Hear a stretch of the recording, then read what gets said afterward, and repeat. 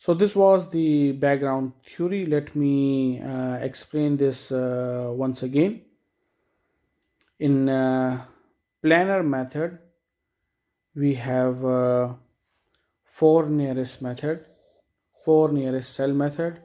We have third order finite difference method, okay, and we have 8 triangle method.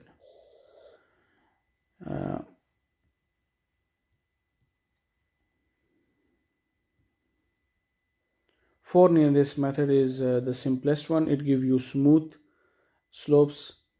Third order finite difference method is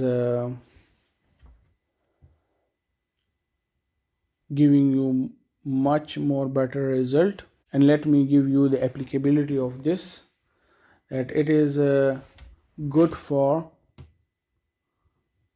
the first one is good for smooth terrain. This one is good for smooth terrain, while this one is good for rough terrain.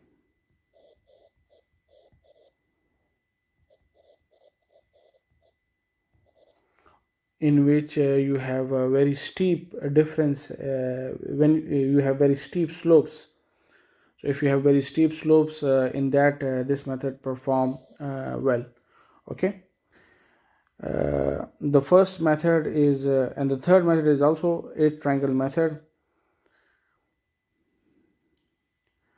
The first method is available in Surfer, the second method is available in ArcGIS, and 8 triangle method is available in MapInfo. Then I showed you complete calculation. I haven't showed you complete calculation which we can solve by example for any of the methods I have discussed till now. The complete method which we can use and solve our example by is 4 nearest cell method and third order difference method, okay.